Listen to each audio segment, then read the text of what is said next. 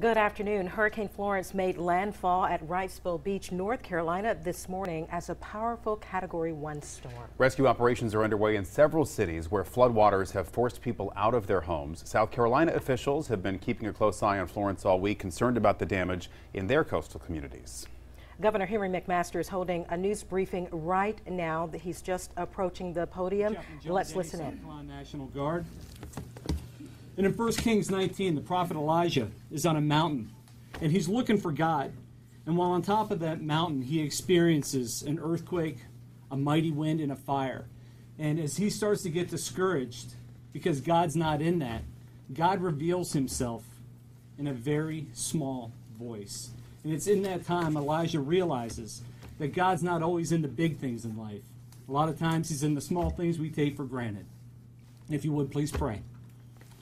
Almighty God, we want to pause and give you thanks as we're able to see you and experience you in the little things in life. While we may not be able to see you in the wind and the rain of this storm, your presence will be made clear in the small whispers. Whispers like people helping people, friends and strangers alike, Clemson and Carolina fans banding together, other states giving of resources, all out of love for each other. In the worst of situations, you show us your best, and for that, we give you thanks. Continue to watch over and protect us, and we'll be sure to give you all the honor, praise, and glory. Amen. Amen. Thanks, Chaplain Denny. Excuse me, John Quairillo, National Weather Service. Thank you, Governor. Good afternoon. So as you know, Hurricane Florence made landfall this morning around 7:15 a.m. near Wrightsville Beach, North Carolina. The Wilmington Airport measured a gust to 105 miles an hour, which is the second highest ever recorded there. So far, looking around South Carolina, the highest winds that we've observed here, wind gusts that we've observed here, is 63 miles an hour just north of Conway, 61 miles an hour at Myrtle Beach International Airport, and 60 miles an hour at Grand Strand Airport. Florence is still a Category 1 hurricane with maximum sustained winds of 75 miles an hour and located 35 miles east-northeast of Myrtle Beach. Florence is a very large storm, and if you were to look on radar at the rain shield, you will see that it's approximately the size of the state of South Carolina. One big problem is that Florence is only moving at 5 miles an hour, which is only a little faster than the average walking speed of a person. This means we're in for long-duration impacts, especially across the northeast part of the state. There are many hazards associated with Florence, so I'll break down some of the biggest impacts we're concerned with. One is the wind. Hurricane-force winds are possible into this evening across the Grand Strand as the center of Florence slowly shifts westward into the northeast part of the state. Tropical storm-force winds will spread into parts of the Low Country and Midlands tonight into Saturday, with wind gusts to about 50 miles an hour as it weakens into a tropical storm and eventually crosses into the Midlands on Saturday. Winds should then diminish on Sunday as the remnants of Florence lift northwest out of the state. These winds will likely result in downed trees and power outages across many parts of our state. Rainfall and the likelihood of deadly flash flooding is perhaps the biggest concern. Catastrophic rainfall amounts of 15 to 25 inches is expected across parts of the Grand Strand and PD. Rainfall amounts drop off as you head south and west across the state, but in the I-26 corridor extending from Charleston, Columbia, and into the Greenville-Spartanburg area, rainfall amounts could be as high as 3 to 7 inches, which could be enough to produce flash flooding in low-lying and urbanized areas, as well as in the mountains of South Carolina. The heavy rain potential will persist through the weekend. As has previously been mentioned, this will be a multi-phase event, as once the water falls, it will flow into area rivers and is expected to produce major to record-breaking floods across portions of the PD and Catawba River basins beginning late this weekend and persisting through next week. So given the threat for flash flooding and eventual river flooding, it's important to be prepared to seek higher ground if you live in a low-lying or flood-prone location. Never drive across water-covered roadways, which is the main cause of freshwater fatalities. Thank you, Governor. Thank you, John Quairillo. Well, as we've seen, this Hurricane Florence is different from those we've had before. This hurricane is going to be with us for about 2 days. If you remember when Hurricane Hugo came along in 1980, that was a huge hurricane. It came through McClellanville, just north of Charleston, at about midnight. It was in Columbia at about 2 a.m., and then it was in Charlotte by 5 a.m., and people were waking up in Charlotte to see the trees knocked down, big live oaks and others knocked down in Charlotte. So it was like a rocket through our state compared to Florence. Florence is here to stay for a while, and as John Quirello pointed out, that means all this rain that you see here, which is about 300 miles across, which as he pointed out is as big as our state, is going to be with us, falling not only on us, but it's also falling, as you can see, in North Carolina right now. And a lot of that rain in North Carolina comes into the rivers that flow across South Carolina, particularly in the PD. So the PD is going to see a lot of flooding. We're liable to have flooding all over the state because this is something that we have not seen before, this much rain, a hurricane staying on top of us for this long. So that means, ladies and gentlemen, we're going to have patience. We're going to have to be careful for a long time. And then we're going to have to deal with a lot of water after the winds leave. And that brings a whole new set of consequences up, in addition to the high rain and the high winds and the surge that we're experiencing now. We will have, as I said, the flooding is, and we're very familiar in the Midlands with the flooding of 2015. For instance, in Columbia along the Gills Creek watershed, everybody knows what happens there. You could barely see the tops of cars on Forest Drive out near the Forest Acres and towards Fort Jackson. But that rain and that flooding equals danger, and that means we're going to have patience. And that also means that there will be times when we will have to really be on the lookout for the looters and those who would try to take advantage of this situation. And I assure you that law enforcement in South Carolina will show no mercy and spare no quarter to those who are seeking to take advantage of this situation. We are not going to have electricity in large parts of the state for maybe days and maybe even weeks because the people cannot get in to fix those things until the rains are gone and the waters are gone. And of course, we know the waters are going to be coming a day or so, that is the flooding, a day or so after the winds are gone. So this is going to be a very trying period. This is something that we haven't had before, but I'm sure that it's something that we are equal to. We're liable to have bridges that are impassable, roads that are washed out, flash floods, maybe even landslides in the mountains. Do not drive around the barricades. These are the same warnings and urgings we've been doing throughout. Be careful, be smart. If you have any questions, call the authorities. Go to scemd.org and you can get instructions there. Call the numbers that have been given. Call the sheriff's office, call 911. A lot of those numbers will still be operating that have been given before. But don't take things into your own hands and take a chance. The last thing we want to do is lose lives in South Carolina because of impatience and because of not being smart. We've been in constant communication, as you have noticed over the days with these conferences and talking to people around the state, and we're not forgetting any part of the state. I want to point out particularly over in Marion County, you remember Nichols really got hit last time. Well, they're liable to get hit again. And I've been speaking just last night to the mayor, the chairman of county council, the county administrator, current and former House members, the senator, and I've assured them, and they already knew because they've been in constant communication as well, that we're pulling for them, we're praying for them, we're working with them, and we want to keep the damage to the minimum and keep loss of life, loss of property to an absolute minimum. And the whole team South Carolina is backing them, but not only them, but every other part of South Carolina, the populated and densely populated as well as sparsely. And we've been on the phone, those of us here, and talking face to face as well with the coastal mayors, the coastal council members, the sheriffs, emergency officials, and all on the coast in particular, as well as friends and neighbors who are calling with information and insight. And it's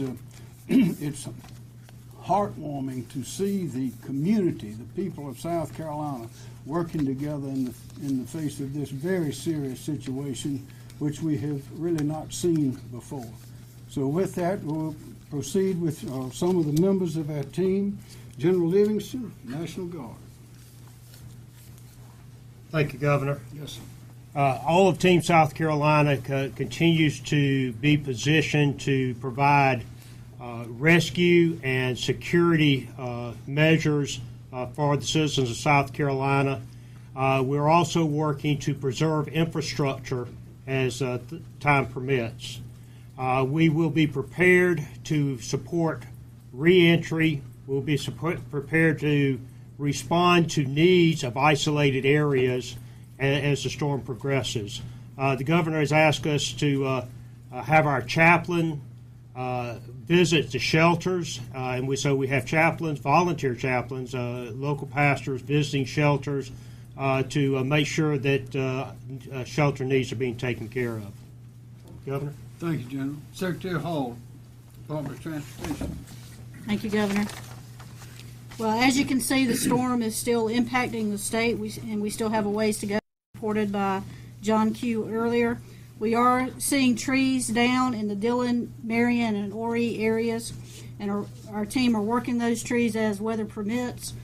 Of course, with the storm approaching and tropical storm force winds in the area, we're trying to make sure that our employees and our team members are safe. So as soon as the tropical storm force winds subside and we're able to get in there, we will start working our way back in. We'll have two main focus areas. Our first focus area, once the storm subsides, is to basically partner with the utility companies, National Guard, first responders, county government, and others to cut our way back into the areas. And we'll do it based on a priority basis. We have pre-identified our priority routes of regaining access back into the area for the first responders, and that'll be our interstates, major highways, and critical infrastructure type facilities, so hospitals, shelters, things along those lines, fire departments. Once we get through what we call the first push, or gaining entry back into the area, once the storm subsides, our next focus will turn towards planning and pre-positioning ourselves for the flooding that we expect to come to the area.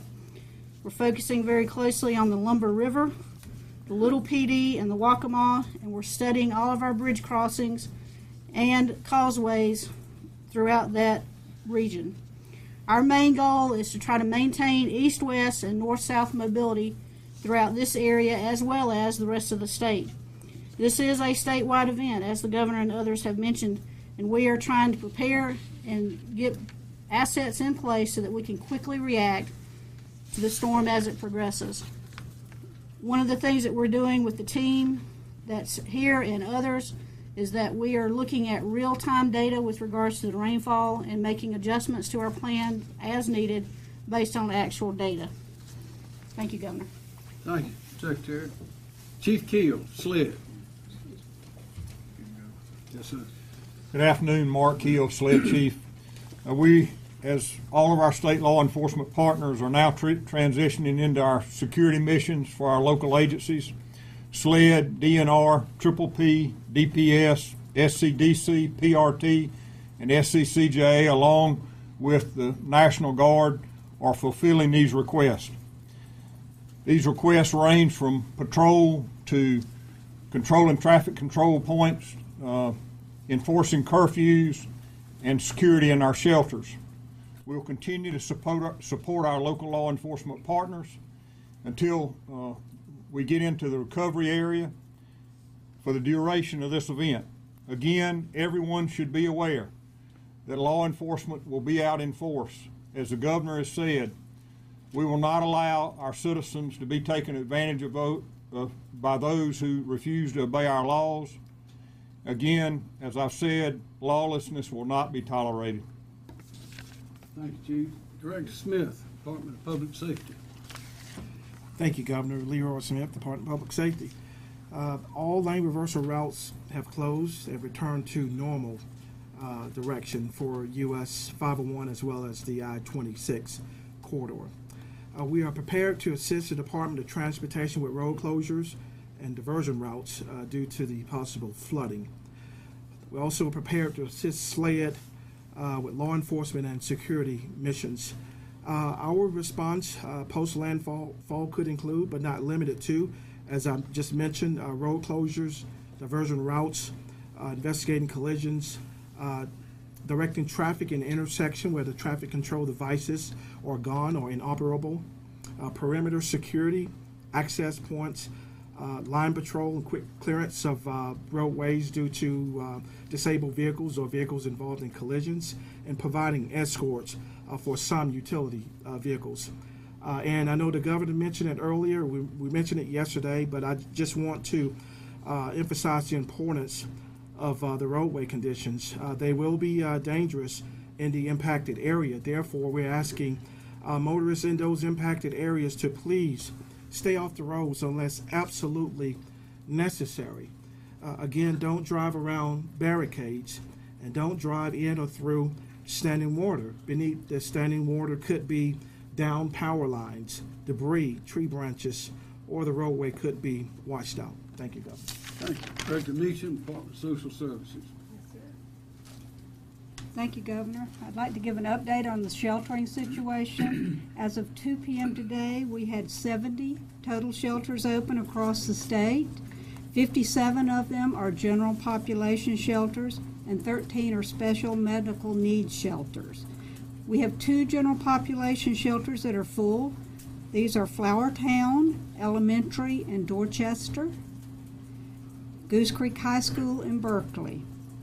We have 4 special medical needs shelters that are full. Currently, there are 152 clients in the special medical needs shelters.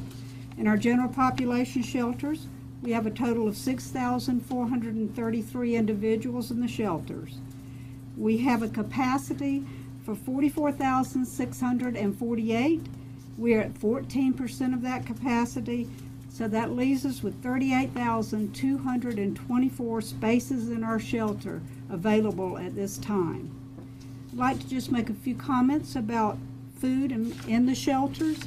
Each county has an established feeding plan that is individual to their county that they have to sustain their operation for 72 hours at any given time. It has been verified that Horry County has a 5-day feeding supply in their shelters at this time. Again, the sources of that food vary from county to county. It could be food bank, school cafeterias, Salvation Army kitchens, or food banks. Currently, we are receiving no issues with food in shelters, but if we receive them, we will address them as they come in. And I'd like to make a comment about cots in shelters. Currently, the National Guard is distributing 5,000 cots into shelters across the state, starting at the coast and moving inland. Additional cots have been identified and a distribution plan is being worked on at this time. And as a result of these facts, you see we have over 6,000 people in shelters. Right now, we don't have a 1-to-1 ratio for individuals to cots. So as I go back over what to bring with you to the shelters, please be reminded to bring bedding materials, as when you arrive, you may not have your individual cot upon your arrival. Please remember to bring your blankets, pillows, and comfort items, to include bedding. Medicines if you have chronic conditions such as high blood pressure and diabetes, important identification documents, special food items if you have small children or if you are on a restricted diet. And once again, go to your scemd.org for a live list of the shelters. Look at the ones with the green paws for pet-friendly shelters. We still have Blenheim Elementary and Middle School in Marlboro, Cane Bay High School in Berkeley, DeVos Middle in Dorchester, and Lake Marion High School in Orangeburg that are pet-friendly. Thank you, Governor. Thank you very much. Director Wilson, Department of Health and Environmental Control. Thank you, Governor. First, I'd like to note that as part of Team South Carolina, DHEC has deployed over 700 of our employees across the state in preparation for this storm. We've conducted 262 pre-storm assessments of dams across the state. In addition to that, as the storm continues, we have 27 of those dams that, with the help of the Guard, will continue to provide surveillance on those dams. 114 healthcare facilities in the evacuation zones were evacuated. This includes nursing homes and assisted living facilities. 7 hospitals were evacuated and closed in preparation of the storm. We are already working with those hospitals as the storm passes, as weather conditions permit, as road conditions permit, and as the condition of the hospitals permit, to try to get emergency services back in place as soon as possible. Thank you. Thank you very much. Director Taylor, Colonel, Department of Natural Resources. Yes, sir. Thank you, Governor. Once again today, we know this is going to be a large rain event, and we are watching this rain and doing models almost hourly so we can predict where the greatest needs may be.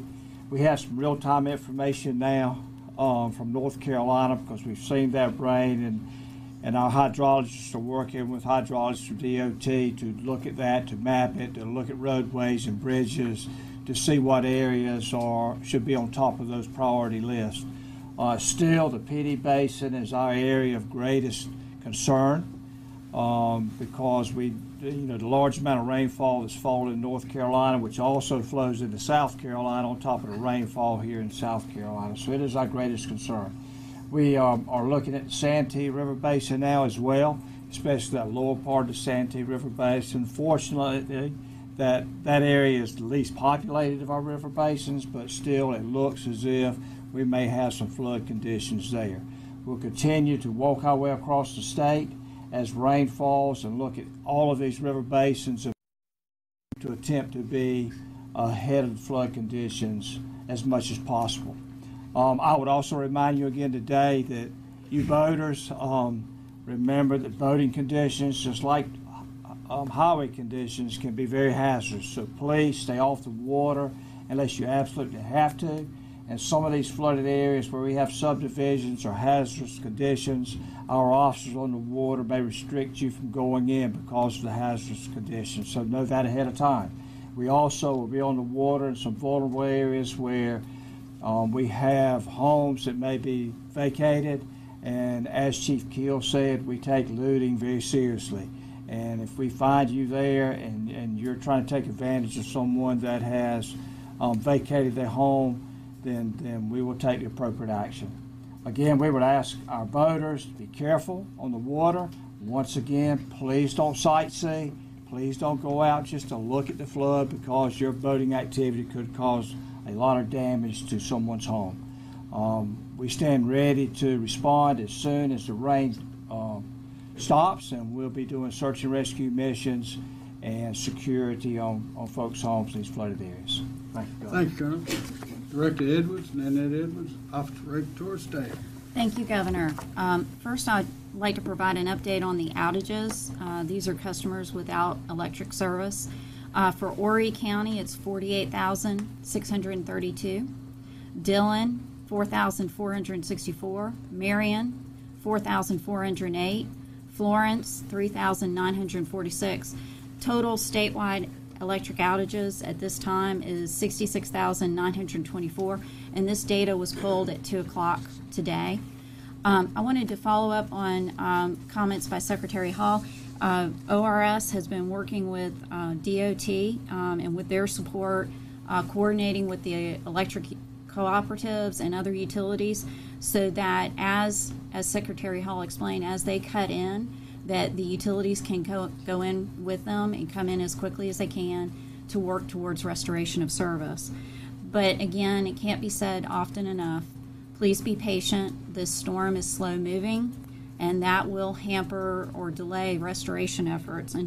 But they can't send the crews out until it's safe to do so. Thank you. Thank you, ma'am.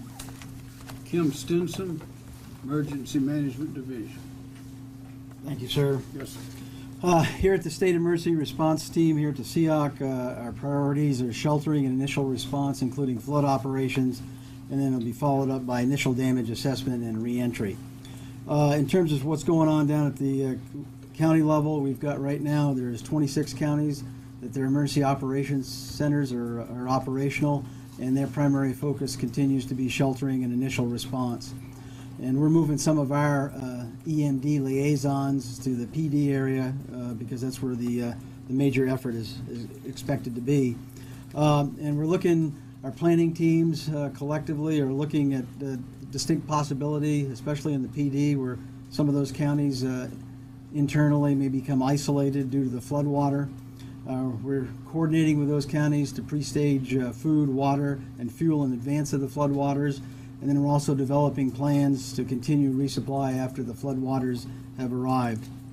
In world of logistics, we've got 687 requests that have come in here. 555 are complete or in progress. We've got 13 out-of-state teams on site here in South Carolina from 5 different states and about 300 personnel. We've delivered 43 generators to date in various locations, but primarily along the coast and the PD area. Just a reminder that in terms of the wind danger that we still have here is staying indoors during the storm and away from the windows and glass doors, closing the interior doors and securing and bracing external doors, keeping the blinds and windows, blinds and curtains closed. And certainly, if the need arises, take refuge in a small interior room, closet, or hallway within the house. And be prepared, as is already said, without electricity for extended period of time. So if you can have a battery-operated radio to stay connected, that's a great idea. And there's always the possibility of tornadoes as well, as John talked about earlier. Public information, again, the public information phone system for any questions that you might have, 1-866-246-0133. But that's not 911. Call 911 if you have an emergency, but call the other number if you have any questions about what might you do or what you'd like to do. Already mentioned scemd.org. It's got plenty of links in there. It'll take you to just about anything that you need to find. And then same with the South Carolina Emergency Manager app. Thanks, sir. Thank you. And now we will try to answer your questions. So, yes, ma'am. The Waccamaw, the Lombard, and the PD rivers have been mentioned for possibly historic flooding. Which roadways are y'all concerned about being washed out? And you mentioned isolated counties. What are your preparations to help with that? Ms. Hall. Thank you, Governor. So as Director Taylor mentioned, we are getting real-time data now on the actual rainfalls and updating our models to try to predict and forecast which roadways may be overtopped and which areas we need to focus on. I don't have a definite answer for you on that right this moment, but we are working that hard and making sure that we'll be pre-positioned and make sure that we close any roadways that we would be concerned about based on the actual data, real rainfall, actual amounts, as well as making sure that we're establishing our priority routes for reentry post-flood, once flood happens. So I don't have a definite answer for you yet on exactly which routes. Obviously, each one of those crossings over those rivers, we are analyzing those very carefully. The elevation of those bridges, the elevation of the roadway and the causeways leading up to those bridges, comparing that to the rainfall amounts in our floodway modeling, and then once we make some determinations from that, we will take action appropriately. Well, let me just ask specifically, what about 501 and 95?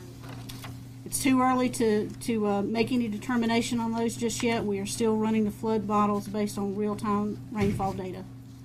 Can we talk about specific numbers of assets in place, whether it be swift water rescue teams or personnel to try to stop this water? Is there someone that can answer that question? Ms. Stinson. You want to do Ms. Falk. Sure. Yes, sir.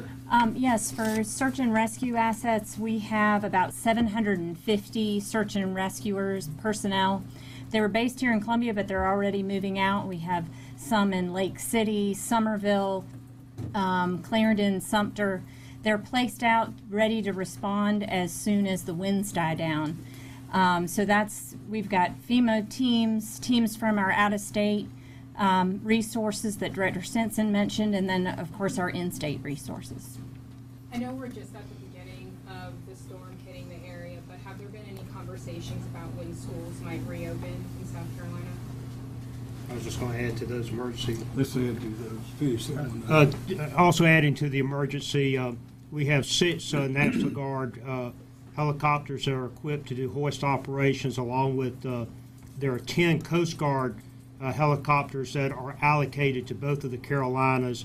And then, of course, we have the helicopter carrier off our coast that we have access to, and another Air Force parajumpers. So we're good on the aerial piece, and we have 81 high water vehicles allocated out to the counties to access people that may be stranded. As for schools, we'll make those announcements later. Also, when you're looking at personnel that are available on site now, we currently have well over 200 law enforcement officers that are pre-staged. They're in the areas now, they're pre-positioned, they were there for law enforcement missions ahead of time. Now they're there, DNR, SLED, Triple P, and others. We're on site now, waiting for a time when the flood comes, already pre-positioned in those locations. Yes, sir. General? Yeah, and it's what do you have people allocated? We probably have 6,000 or 7,000 people if you count everyone that can be converted to a rescue asset, whether it be a county person, a city person, a state person, somebody that specializes in search and rescue. So it's a tremendous effort and a lot of available resources out there, scattered out through the fire departments and the counties, so they're accessible when someone calling 911. Thank you. Question? Governor, we've been talking a lot about having discussions federally with President Trump. Have you had a recent conversation with the president? What does that entail? How would you respond to his response? I think we've had conversations with almost everybody in Washington, all the agency heads, including the Mr. Long, the head of FEMA, as early as this morning. And excuse me, those resources are available.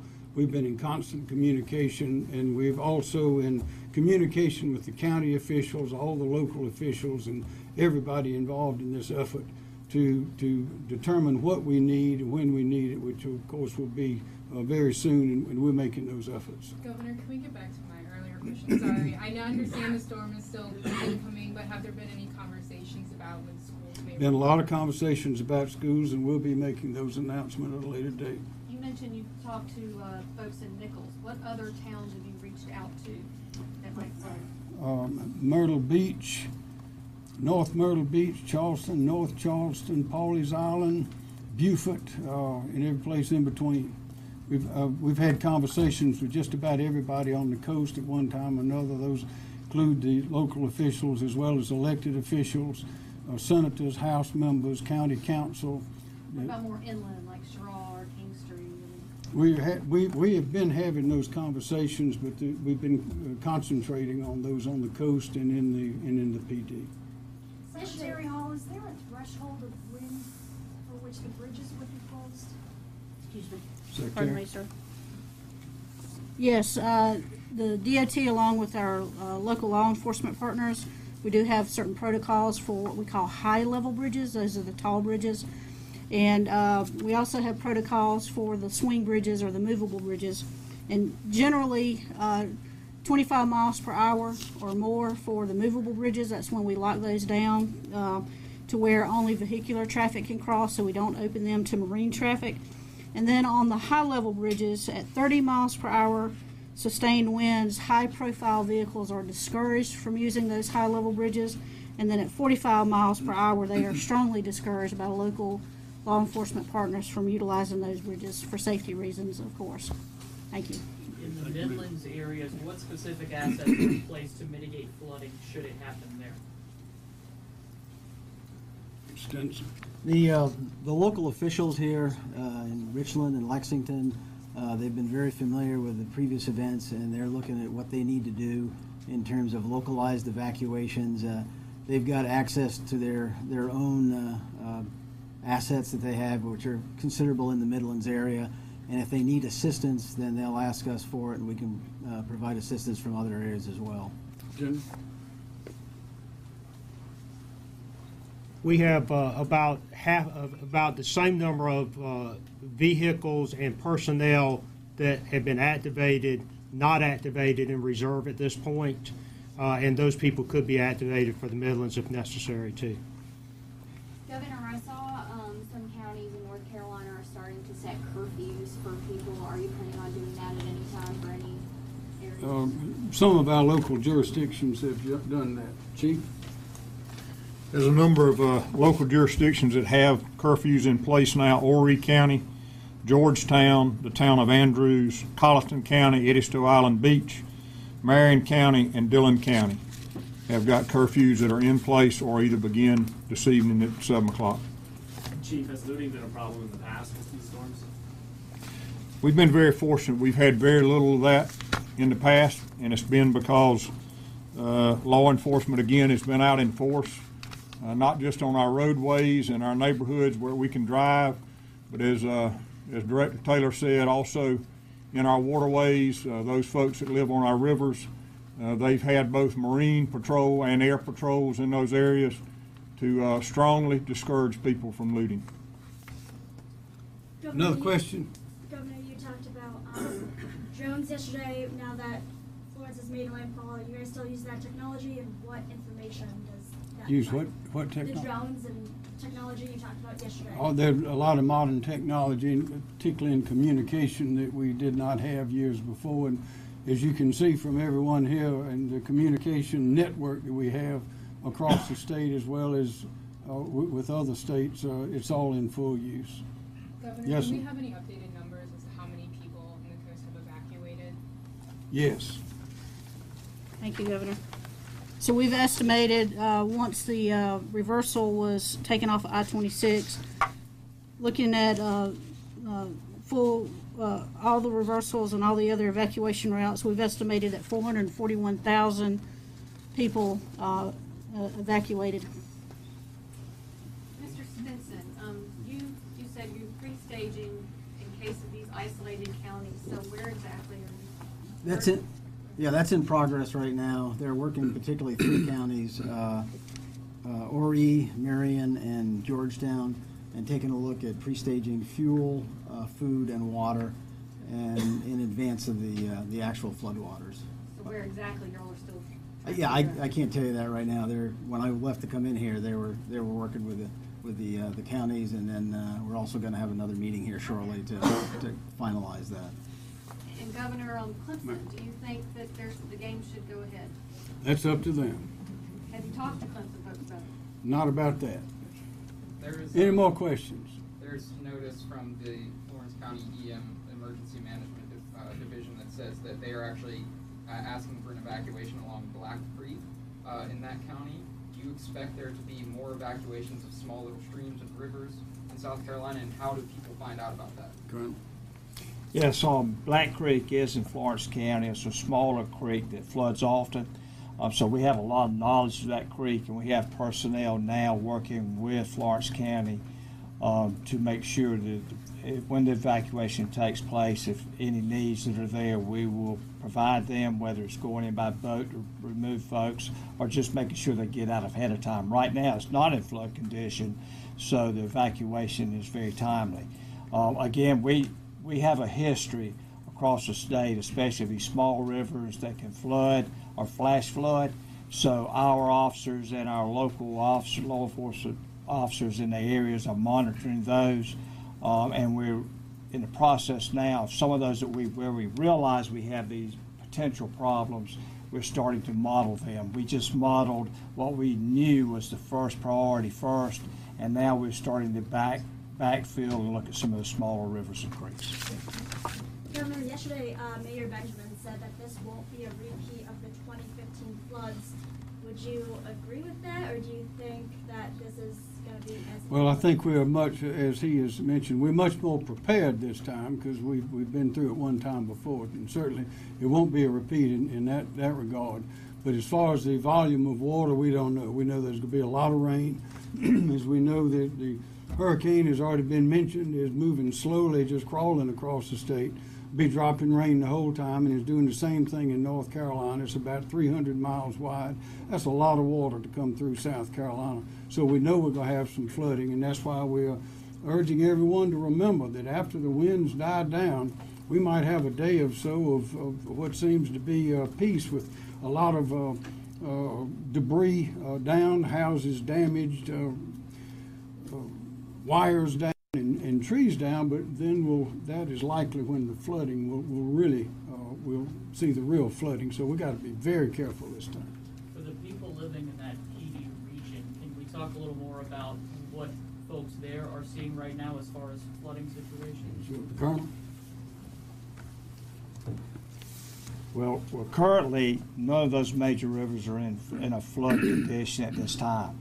We're expecting that to happen, but it will probably be days before that happens, maybe as early as Monday, as those waters out of North Carolina and our local rainfall causes those rivers to move into a flood condition. So currently, we have, other than some small areas with some flash flooding possibly, any large-scale flooding has not started.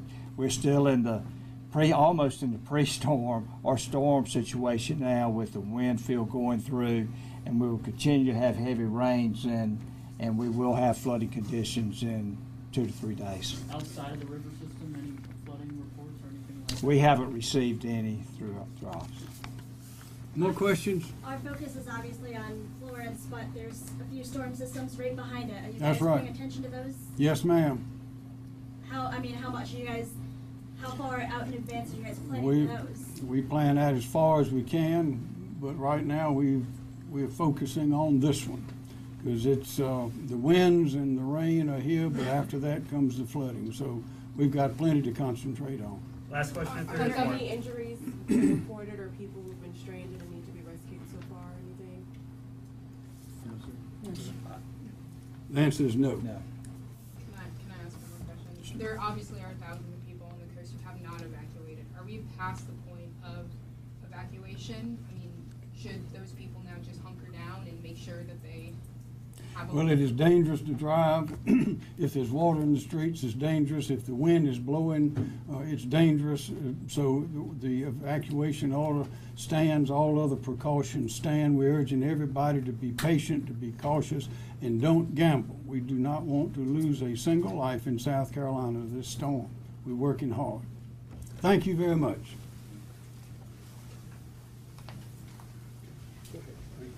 That is Governor Henry McMaster of South Carolina wrapping up the latest press briefing along with his team there at the South Carolina Emergency Management Division. And Governor McMaster spoke of their major concerns right now, which is the heavy rain as Hurricane Florence continues to move very slowly across the state. In fact, one of his team members said the storm is actually the size of the state of South Carolina. And I'm sure a lot of the people who may have evacuated to our area are sort of wondering when you can head back into the Myrtle Beach area, the Charleston area, or maybe if you left the Midlands as well. And I guess it's going to depend on what that rain does, because of course they're concerned about the flooding in the days to come.